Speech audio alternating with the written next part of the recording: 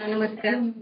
आज माझे मित्र सुभाष सामाजिक सर, माझे शिक्षक भोसले सर आणि उपस्थित सर्व सन्माननीय आणि सर्व महिला. हळदी कुंकवाच्या निमित्तानं खरंच एक तिळगुळ म्हणून गोडवा जसा असतो तो गोडवा आमच्या जुन्या मैत्रीमध्ये आला असं मला वाटतं आणि खूप आनंद वाटायला लागतो. खरोखरच म्हणजे आमची जी बॅच होती 1996 ला आमचं बीएड झालं आणि आमची बॅच म्हणजे त्याच्यानंतर एवढी स्मार्ट बॅच मला नाही वाटत कुठली झाली. आणि आमच्या बॅच मधले जवळपास 95% हे जॉबलाच आहेत. 5% कुठे बिझनेस वगैरे असतील त्या. खूप आनंद वाटतो. मी त्या कालावधीत केलेली जोकरची भूमिका आयुष्यामध्ये जे आपण मेरा नाम जोकर म्हणतो की त्याच्या ह्याच्यात सर्वांना हसत नाही. खरंच त्याप्रमाणे संघर्ष आहे. सरांनी जे काही हे केलेलं होतं भिकारीची भूमिका, यांची भाग्यश्रीची भूमिका, म्हणजे हे एक असं चैतन्यमय वातावरण होतं आमच्यामध्ये. म्हणजे त्या ठिकाणी भारतभर सर जे होते कंपल्सरी आम्हाला काही ना काहीतरी करणं म्हणजे मोटिवेशन पण खूप छान होतं. आणि आमच्या जो ग्रुप होता तो पण खूप चांगला होता. या सगळ्यांच्या शुभेच्छामुळे मी आज इथपर्यंत पोहोचू शकले. त्यानंतर खूप संघर्ष व्हायचा आणि तो फक्त मेथ सांगितले आणि माझ्याकडे मेथ पण होती. मी घरोघरी जाऊन ट्युशन पण घेत होते. त्याच्यानंतर 15 रुपये रोजानं काम पण केलंय आणि दररोज आम्ही 50 हाफ पॅन्ट शिवत होतो. आई बहीण शिवण काम करण्याचं काम करणार आणि कान बटन करण्याचं काम करणार आणि हे ऍट अ टाइम चालू असायचं. म्हणजे माझं कॉलेज बीएड कॉलेज आमचं 11 ते 5 कॉलेज आहे तर माझ्या सकाळी 10 पर्यंत ट्युशन असायच्या. पहाटे 5 पासून ते 10 पर्यंत. संध्याकाळी 6 ला कॉलेज संपल्यानंतर म्हणजे 1 तास बिफोर परवानगी घेतली होती. 12वीची बॅच होती मला 5:30 ते 6:30. त्याच्यासाठी मी परवानगी घेतलेली होती आणि त्या बॅच नंतर घरी जाऊन ट्युशन. संध्याकाळी 10:30 पर्यंत ट्युशन असायचं. 10:30च्या नंतर काच बटन करायचे. मग ते काच बटन करत करत अभ्यास करायचा. आणि मध्ये जो एक 9ला ट्युशन संपल्यानं 9 ते 11 मध्ये तर धुण्याचं काम माझ्याकडे असायचं. आणि हे जे 6 जण आमच्याकडे जेवायला येत होते त्यांना जेवायला वाढायचं काम वगैरे. म्हणजे हे सकाळी 5:30 पासून त्या इथपर्यंतचा कालावधी म्हणजे जवळपास संध्याकाळी 11 पर्यंतचा कालावधी एंगेज जरी असलं तर एक वेगळा आनंद होता. कारण हे बीएड करत असताना म्हणजे माझ्या वडिलांना पॅरालिसिस झालेला होता. त्याच्यामुळे कुटुंबात 4 बहिणी 2 भाऊ मोठी जबाबदारी होती. म्हणजे माझं स्वतःचं शिक्षण करून आम्ही भावंडाचं पण शिक्षण केलेलं होतं आणि त्यावेळेस कुणी जॉबला नव्हतं. म्हणजे हे सगळं जी ऊर्जा येत होती तर मला सगळं माझ्या सहकाऱ्यांचा सपोर्ट होता. शिक्षकांचा आमच्या सर्व शिक्षकांचा पण सपोर्ट होता.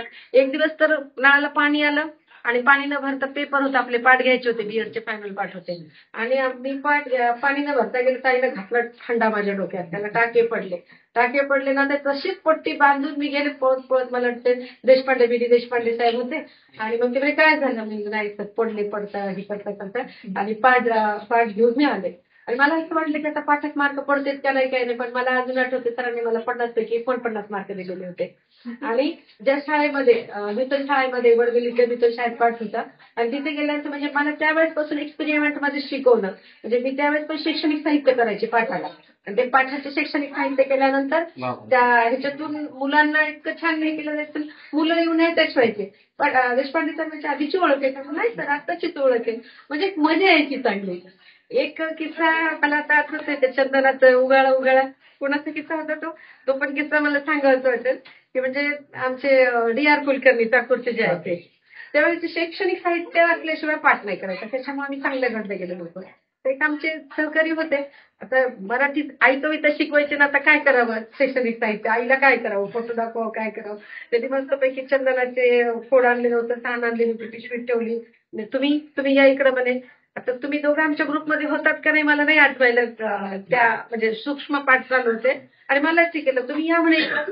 तर हे काढा पिशवीतलं चंदनाची साण काढा खोड काढा उगाळा उगाळा उगाळा उगाळलं तरी पुन्हा उगाळा उगाळा. आणि उगाळल्यानंतर डी.आर. कुलकर्णी म्हणे हे काय चाललंय तुमचं काय चाललंय म्हणता काहीच कळलं. ते म्हणे सर हे चंदन जसं जिंकतं तसं आई जिंकते हे आमचं शैक्षणिक साहित्य. एक दुसराही किस्सा होता आमच्या ह्याच्यात की त्यांना आता शिवाजी महाराज किल्ल्यांचं सांगायचं होतं तर दणकन तर सांगता सांगता किल्ल्या टाकल्या आणि त्याच्यावर उडी मारली आणि सांगितलं की अशा प्रकारे शिवाजी महाराजांनी किल्ल्यावर उडी मारली. म्हणजे अशा खूप गमती जमती होत्या. आणि मी तर त्या वेशभूषेत जे होते जोकरच्या वेशभूषेमध्ये जे होते शेवटपर्यंत कोणाला कळलं नाही कोण होतं काय नाही. आणि नंतर खरंच माणसाचं आयुष्य जे आहे ना ते जोकरच आहे. प्रत्येकाला वेगवेगळी भूमिका करावी लागते. कुणाचा संघर्ष दिसतो, कुणाचा दिसत नाही. आज मी या पदावर आले म्हणून तुम्ही माझा संघर्ष सांगताय, पण तुमच्या आयुष्यात संघर्ष नव्हता का? यांच्या आयुष्यात संघर्ष नाहीये का? आपण प्रत्येक जण संघर्ष करतो. फक्त काही जण संघर्षामध्ये तिथेच टिकून राहतात आणि त्याला ऍडजस्ट करून राहतात आणि काही जण त्याच्यावर मात करून जातात. मग आमच्या बाबतीमध्ये असंच झालेलं होतं. जिथे परिस्थिती निर्माण झालेली होती, करा नाही तर मरा, म्हणजे खवळलेला जर समुद्र असेल तर एक तर माणूस घडतो, नाही तर बिघडतो, मरतो, तशी अवस्था झालेली होती. आणि अशा ह्याच्यामध्ये एक मात्र झालं की मी घडल्या गेले आणि जेमतेम बुद्धिमत्तेची बॅक बेंचर म्हणायला हरकत नाही. मी सांगताना सांगते 10वीला 48%, 12वीला 56%, पण बीएडला फर्स्ट क्लास म्हणजे मला वाटतं 5वी होते मी विद्यापीठात. MSc ला गोल्ड मेडल. म्हणजे जेव्हा वडिलांच्या जीवावर होतो तेव्हा मार्क कमी होते.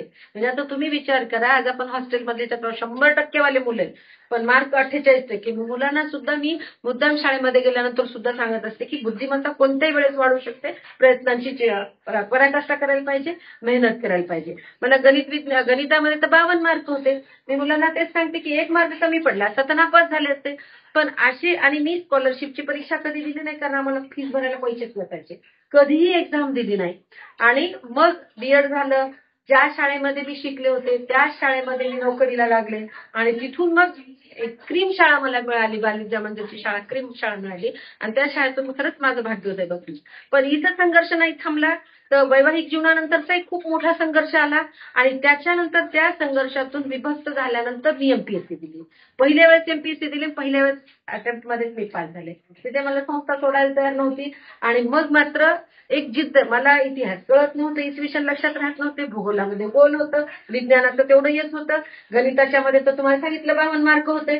मग मी असं करत असताना MPSC कसं करणार ना. आणि वैवाहिक जीवनाचा जो संघर्ष होता तो वेगळाच होता. घरातलं तर वातावरण कसं असते. पण मी बाबासाहेबांनी जसं म्हणलं तसं 18 तास खरंच अभ्यास केला.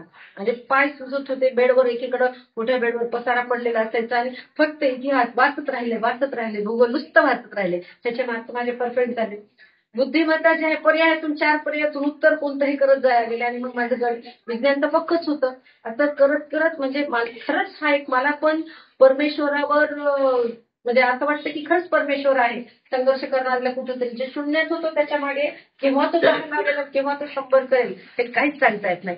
आणि मग मी टॉप मध्ये आले, माझं सिलेक्शन झालं. आणि खरंच सांगते की MPSC मॅनेज होतात म्हणतात, पण माझ्याकडे फीस भरायलाच पैसे नव्हते. MPSC मॅनेज करायला कुठून पैसे असणार आहे? मुंबईला जायलाही पैसे नव्हते. तर त्या ठिकाणात मला म्हणजे 100% विश्वास बसला की खरंच कुठेतरी परमेश्वर असतो. माझं सिलेक्शन झालं. त्या शाळेमध्ये मी म्हणजे त्या शाळेत शिकले, त्या शाळेत अधिकारी, त्या शाळेत शिक्षक झाले आणि त्याच शाळेमध्ये मी अधिकारी म्हणून गेले. आणि याचा मला खरंच म्हणजे अभिमान म्हणण्यापेक्षा संघर्षाला हे दिल्यानंतर त्याला यश मिळतं आणि परमेश्वरावर विश्वास बसायला लागला की तुम्ही करत राहा, पॉझिटिव्ह व्ह्यूज तुमच्यामध्ये येत राहतात. आणि त्याच्यानंतर जे जे काही काम केलं, मी मुद्दाम स्वतः जिल्हा परिषदच्या शाळांमध्ये काम केलेलं नव्हतं. माझी पहिली पोस्टिंग मी जिल्हा परिषदला मुख्याध्यापक म्हणून घेतली. फौजिया खान शिक्षण मंत्री होत्या परभणीच्या आणि त्याच्यामुळे मला ते सोपं गेलं. कुणी साईड पोस्ट घेणार नाही, पण मी साईड पोस्ट घेतली कारण मला झडपी काय बघायचं होतं. आणि तिथून शाळा इतकी छान सुधारली, तिथे मला टॉप शाळेला पंतप्रधान कार्यालय शाळेची नोंद झाली. शाळेचं म्हणजे तिथली शाळा आजही झरीची शाळा, फुटाणे मॅडमची शाळा म्हणून ओळखली जाते. म्हणजे गावातलं एकही घर असं नव्हतं की तिथला लोकसहभाग घेतला नाही. टॉप सगळ्या याच्यामध्ये दिलं. त्याच्यानंतर मग उपशिक्षणाधिकारी झाले, रेणापूरला गट शिक्षणाधिकारी, त्यानंतर इथं DYD कार्यालयामध्ये इथं मग नंतर याच ठिकाणी मला प्रमोशन, मला वर्गईचं पद मिळालं. आणि प्रामाणिकपणे आपल्या ज्या काही समस्या असतील, जे काही जे आपल्याला करता येईल, शेवटी हे अथांग महासागर आहे. जर 100% जणांना ही खुर्ची सॅटिस्फाईड नाही करू शकत, ऍटलीस्ट 50% सॅटिस्फाईड म्हणजे आपलं काम कुठेतरी प्रॉपर वेळेला चालू आहे. त्या पद्धतीने केला. तर ह्याच्यामध्ये जे काही सगळ्यात आपण जे म्हणतो ना, ज्यांना आपल्याबद्दल सिंपती वाटते आणि ज्यांचे हात आपल्यासाठी जोडलेले असतात. आजही माझे हे 2 मित्र, या ठिकाणी 2 मित्र पाहिले, प्रत्येकांचे हात जोडले. इव्हन माझे बीएडचे जे सगळे प्राध्यापक आहेत यांना पण खूप हे वाटायचं, म्हणजे खूप कळवळ्याने करायचे. आधी तर म्हणजे उशिरा काय आले काय नाही. आणि नंतर म्हणजे ते पिक्चर मध्ये आपण त्या मुलाच्या छडी मारलेली उदाहरणं असतात ते प्रत्यक्षात माझ्यासोबत झालेले. आणि मग माझे शिक्षक असतील, माझे सहकारी असतील, माझे वर्गमित्र असतील, या सगळ्यांच्या सहकार्यामुळे इथपर्यंत पोहोचलेले. इथूनही पुढे आपले पावलं जमिनीवरच राहावेत, हवेत राहू नये. आणि खरंच मी हवेत 34 किलो वजन होतं माझं.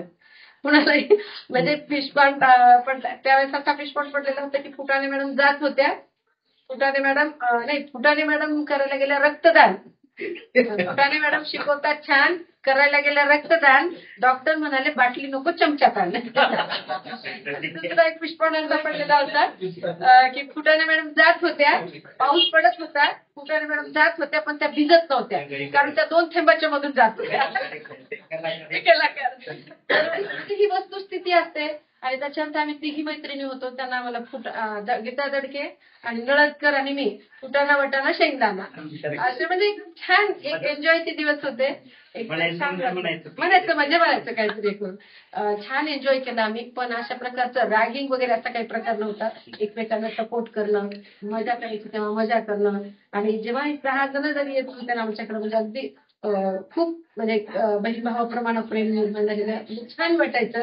आणि मग आनंद वाटायचा म्हणजे असं की आपल्याला एक आपण या एवढ्या संघर्षातून आलेलो इतरांनाही त्याची प्रेरणा मिळावी. आणि त्याच्यामुळे मला आता असं वाटतं की कथन आम्ही गरीब हे कोणी सांगूच नये, काहीच गरज नाही. प्रत्येकाच्याच आयुष्यात संघर्ष असतो, त्याच्यावर मात करावी आणि पुढे चालवे. त्यासाठी या ठिकाणी आपण मला इथे बोलवलं, एक जिव्हाळा दिला. खूप खूप आभार. आयुष्यामध्ये माझी मदत लागेल तर मला आनंद वाटेल. मला पहिला आवाज द्या. मी आपल्या त्या ठिकाणी जे सहकार्य असेल ते सहकार्य करेल. सगळ्यांना मकर संक्रांतीच्या खूप खूप शुभेच्छा. तिळगुळ घ्या, गोड गोड बोला, असंच प्रेम राहू द्या. नमस्ते.